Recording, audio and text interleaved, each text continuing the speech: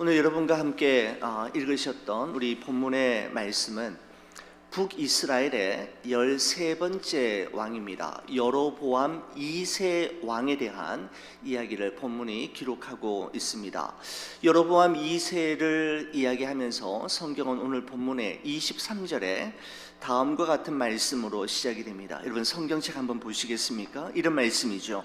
유다의 왕 요아스의 아들 아마샤 제15년에 이스라엘의 왕 요아스의 아들 여로보암이 사마리아에서 왕이 되어 41년간 다스렸으며 라는 말씀으로 시작이 되고요, 여로보암 2세에 대한 마지막 기록이 29절에 다음과 같은 말씀으로 마무리되는 것을 보게 됩니다. 여로보암이 그의 조상 이스라엘 왕들과 함께 자고 그의 아들 스가랴가 대신하여 왕이 되니라 라는 말씀으로 마무리되는 것을 보게 됩니다. 23절에서 29절까지 7절로 그가 통치했던 41년의 삶을 요약하고 있는 것을 확인할 수가 있습니다. 여러분 본문에 나오는 이스라엘의 왕 요아스의 아들 여로보암은 북이스라엘의 첫 번째 왕이었던 여로보암과 구별하기 위해서 여로보암 2세라고 이야기하고 있습니다. 여러분 그는 북이스라엘의 수도였던 사마리아에서 왕이 되어서 41년간 다스렸다라고 이야기하고 있습니다. 북이스라엘의 왕들 가운데서 가장 오랜 기간 동안 통치했던 왕이 바로 여로보암 2세였습니다. 여러분 그렇다면 남유다의 왕들 가운데에서 20명의 왕들이 있었는데 가장 오랫동안 다스렸던 왕은 누구일까요? 므낫세라고 하는 왕이 있는데 무려 55년 동안 남유다를 다스렸던 왕이 므낫세, 남유다에 가장 오랫동안 통치했던 왕은 므낫세이고 북이스라엘에서는 여로보암 2세가 41년 동안 통치하였습니다. 여러분 그렇다면 여러분 북이스라엘과 남유다를 통틀어서 가장 짧은 기간 통치했던 왕은 누구였을까요? 여러분 북이스라엘의 5번째 왕인 시므리라고 하는 왕이 있었는데 그는 왕이 된 이후 불과 7일 동안 왕좌에 있었던 가장 단기간 동안 다스렸던 왕입니다. 여러분 오늘 본문에 나오는 여로보암 2세를 대신해서 그를 대신하여서 왕이 된 그의 아들 스가랴는 열왕기하 15장 8절에 보면 6달 동안 다스린 왕으로 기록되고 있는 것을 볼 수가 있습니다. 여러분 저는 오늘 이 본문의 말씀을 묵상하면서 여로보암 2세가 북이스라엘의 수도인 사마리아에서 왕이 된 이후 그의 아들 스가랴가 대신하여 왕이 될 때까지 41년간 다스렸다 라고 하는 이 문장이 그냥 지나칠 수 없는 문장으로 의미 있게 다가왔습니다. 왜냐하면 여로보암 2세의 통치 기간을 41년으로 정하신 이가 누구인가 라고 하는 질문이 제 마음속에 떠올랐기 때문입니다. 누군가에게는 55년의 통치 기간을 허락하시고 또 누구에게는 단 7일 동안만 그 왕으로서의 기간을 허락하셨는데 여러분 이 시간과 이 기간, 이 분량을 정하시는 분은 도대체 누구이시겠습니까? 우리는 그분을 하나님으로 알고 있습니다. 여러분 이것은 하나님의 절대 주권이요 우리 인간이 감히 침범할 수 없는 하나님의 고유한 영역이지요. 야고보는 그래서 이렇게 우리에게 이야기하고 있습니다. 내일 일을 너희가 알지 못하는도다.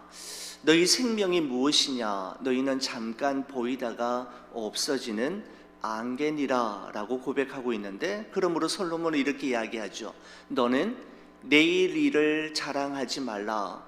하루 동안에 무슨 일이 일어날는지 네가 알 수 없음이니라 라고 이야기하였습니다. 여러분 그래서 모세는 하나님께 날마다 이렇게 기도했습니다. 우리에게 우리의 날 계수함을 가르치사 지혜로운 마음을 얻게 하소서라고 간구하였습니다. 여러분, 그렇습니다. 지혜로운 마음은 우리의 삶이 결단코 영원하지 않으며 우리가 이 땅 위에서 살았던 삶의 내용을 가지고 하나님 앞에서 설 날이 있음을 기억하며 사는 사람들에게 주어지는 것이죠. 바로 지혜로운 마음은 우리의 삶이 영원하지 않으며 유한한 우리의 삶을 가지고 하나님 앞에 서는 날이 있음을 기억하며 오늘 이 하루를 살아갈 때 우리는 지혜롭게 그 날을 보낼 수가 있습니다.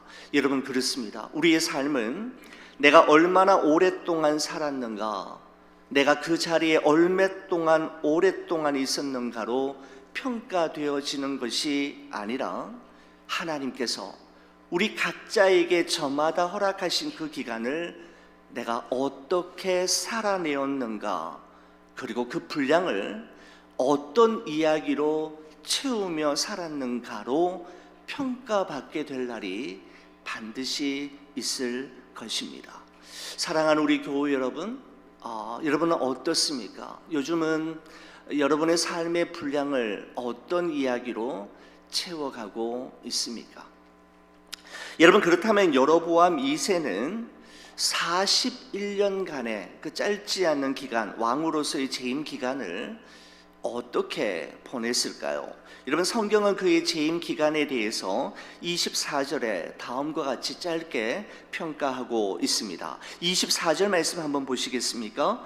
여호와 보시기에 악을 행하여 이스라엘에게 범죄하게 한 느밧의 아들 여로보암의 모든 죄에서 떠나지 아니하였더라 라고 말씀하고 있습니다.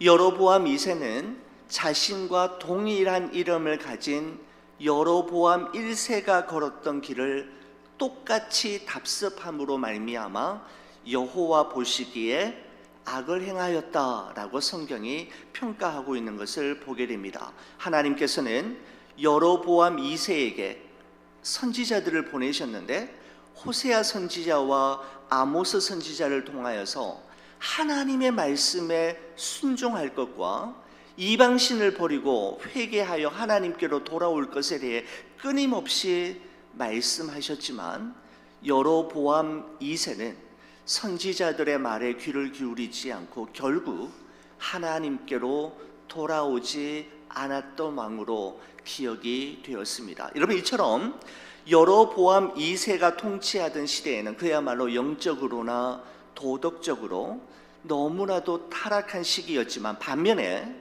군사적으로나 경제적으로는 북이스라엘 역사상 가장 번영했던 때가 또한 이때이기도 했습니다. 여러분, 25절 말씀 한번 보시겠습니까? 이런 기록이 있지요. 이스라엘의 하나님 여호와께서 그의 종 가드 헤벨 아밋대의 아들 선지자 요나를 통하여 하신 말씀과 같이 여로보암이 이스라엘 영토를 회복하되 하맛 어귀에서부터 아라바 바다까지 하였으니 라고 말씀하고 있습니다.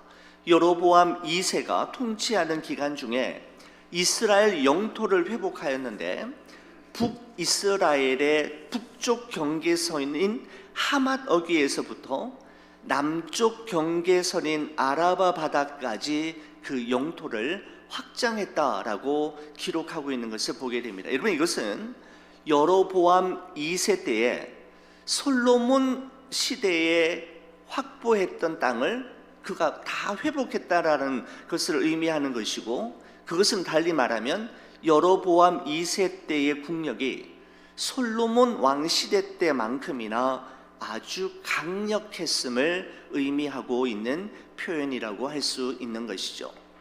여러분, 세계 역사에서 볼 때 여로보암 2세는 명실공히 누가 보아도 명실상부한 성공한 왕이었습니다. 그가 재임했던 41년의 통치 기간 중에 그는 솔로몬 이래로 가장 강력한 군사력을 바탕으로 해서 가장 넓은 영토를 확보했을 뿐만 아니라 경제적으로도 솔로몬 왕 이후 이스라엘의 제2의 전성기를 이끈 위대한 왕으로 평가받는 이가 바로 여로보암 2세라고 할 수가 있지요. 여러분, 겉으로 보기에는 여로보암 2세가 정말 나라를 잘 다스려서 통치를 잘해서 그런 결과가 있었던 것처럼 보이지만 성경은 그게 그런 것이 아니었음을 우리에게 분명하게 말씀하고 있습니다. 여러분, 25절 상반절에 기록되어 있는 것처럼 그것은 여호와께서 아밋대의 아들 요나 선지자를 통해 하신 예언이 이루어진 것이었음을 말하고 있는 것이고, 또한 26절과 27절에서는 여호와 하나님께서 도울 자 하나 없는 그들을 불쌍히 여기시고 긍휼을 베푸신 까닭에 여로보암 2세 때에 그와 같은 일이 이스라엘 가운데 있었음을 분명하게 말씀하고 있습니다. 여러분, 여로보암 2세는 자신이 잘해서 자신이 잘나서 이렇게 되었다라고 생각했을런지 모르지만 성경은 전적인 하나님의 은혜와 도우심의 결과이었고 하나님의 긍휼하심과 자비하심의 열매이었음을 말씀하고 있습니다.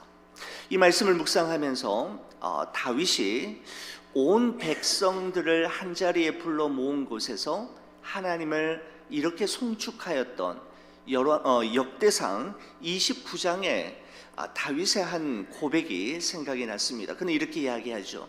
여호와여, 위대하심과 권능과 영광과 승리와 위엄이 다 주께 속하였사오니 천지에 있는 것이 다 주의 것이로소이다. 여호와여, 주권도 주께 속하였사오니 주는 높으사 만물의 머리이심이니이다. 부와 귀가 주께로 말미암고 또 주는 만물의 주제가 되사 손에 권세와 능력이 있사오니 모든 사람을 크게 하심과 강하게 하심이 주의 손에 있나이다 라는 고백을 다윗은 온 백성들 앞에서 하나님을 송축하며 이와 같이 간증하고 있는 것을 볼 수가 있습니다. 여러분, 우리가 생각하기에는 크게 되고 강하게 됨이 우리 손에 있고 우리 하기에 달려있다라고 생각하지만 다윗은 그렇게 자신의 삶을 보지 않았습니다. 참으로 파란만장하고 우여곡절이 많았던 그의 삶을 통해 건져 올린 소중한 깨달음 진리가 있다면 그것은 모든 사람을 크게 하심과 강하게 하심이 나의 손, 내가 하기에 달려있는 것이 아니라 하나님의 손, 하나님의 도우심으로만 가능하다라고 하는 것을 고백하고 있는 것이죠. 사랑하는 우리 교우 여러분, 여로보암 2세는 이스라엘 왕들 가운데에서 솔로몬의 버금가는 넓은 영토를 확보하였고 경제적인 풍요를 누리면서 솔로몬 왕 이후에 이스라엘의 제2의 전성기를 이끈 그야말로 명실상부한 성공한 왕이었습니다. 여러분, 그러나 열왕기의 저자는 이런 업적이 중요한 것이 아니라 그가 어떤 일을 했는가가 중요한 것이 아니라 그가 하나님 보시기에, 여호와 보시기에 어떤 사람이었는가, 하나님 앞에서 그는 어떻게 살았는가, 선했는가 악했는가가 중요함을 우리에게 말씀해 주고 있습니다. 여러분, 이것은 여로보암 2세에게만 해당되는 잣대와 기준이 아니라 오늘을 살아가는 여러분과 저에게도 동일하게 적용되어지고 평가되어지는 기준입니다. 하나님은 여러분과 저의 업적과 여러분과 제가 쌓아 올린 스펙으로 우리의 삶을 평가하시는 것이 아니라 우리가 정말 하나님을 바라보고 있는가, 하나님을 정말 신뢰하고 있는가, 우리의 믿음이 있는가, 우리의 삶의 중심을 오늘도 눈여겨보시고 우리의 삶을 보고 계시는 것입니다. 하나님께서 우리에게 은혜를 베푸실 때 은혜를 베푸시는 우리 하나님의 마음을 잘 이해해서 내가 잘해서 내가 똑똑해서 내가 열심히 했기에 이루어진 일이 아님을 기억하여 교만하거나 당연하게 여기지 말고 늘 하나님께 영광을 올려드리며 하나님 앞에서 부족함이 없이 살아가는 오늘 이 하루, 올 한 해 2024년의 마지막 또한 3개월이 되시기를 우리 주의 이름으로 간절히 축원을 드립니다. 우리 찬송가 우리 한 장